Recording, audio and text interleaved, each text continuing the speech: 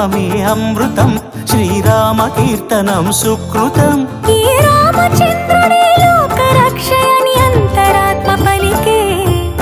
జగదానందకారక జయ జానకి ప్రాణనాయక, శుభ స్వాగతం ప్రియ పరిపాలక. జగదానందకారక జయ జానకి ప్రాణనాయక, శుభ స్వాగతం ప్రియ పరిపాలక.